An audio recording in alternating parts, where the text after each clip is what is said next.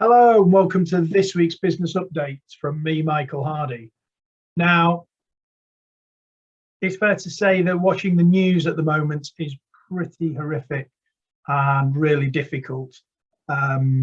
Obviously, the trouble in Ukraine leading the way there, and all our thoughts go to the families, children of everybody who is there and feeling the full force of the Russian invasion, which is terrible. We've also got on the back of that inflation, fuel prices and energy costs going up rapidly, which is a very worrying time for everybody. So I suppose the question for me is, do you actually manage your news intake? Do you take in what you need to and then try and move on and focus on the things that you can actually influence?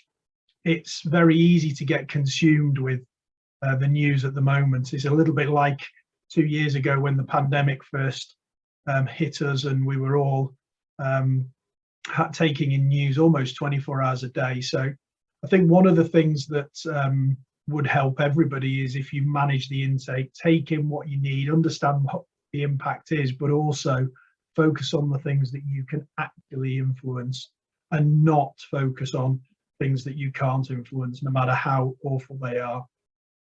So I just wanted to say that from a business update perspective, it's very difficult to find lots of news that doesn't have negative impact and in some ways things that you need to be aware of, but you also need to think about how it is consumed. So do you actually manage your news intake? I would advise and suggest that it's something you think about if you don't already. In the same vein, in terms of how your well-being and thinking about yourself, taking a break from your business is really important, and I know that's not always easy to do, but from this perspective, travel restrictions across Europe are being eased as we speak, so booking and being able to take a holiday, whether you're vaccinated or not, is becoming easier. So hopefully that's something that's a positive, that you can look forward to having some time away this summer. In terms of a couple of pieces of news, first one, are you planning to change your customer promise? John Lewis have said that they're going to drop never knowingly undersold, which has always been a really big pillar of their business, that they won't be undercut for the same product at the same type and brand. Their view is that with internet sales and all of that going on, they find this harder and harder to keep, so therefore they're going to move on, and they don't believe it's relevant now for the modern John Lewis shop.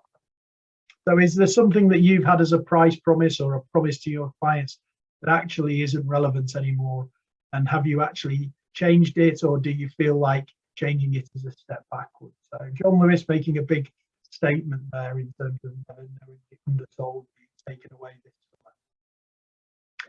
And the other bit of news that I saw this week was about embracing new marketing routes. So TikTok is really driving forward, and not just for dances, also for business. And there's a big piece around chefs reviving their careers, becoming TikTok stars, and actually earning more money now on TikTok than they were when they were a chef pre-pandemic. So a great way of using modern social media, modern technology to enhance their income, enhance their business. And is that something that you can do?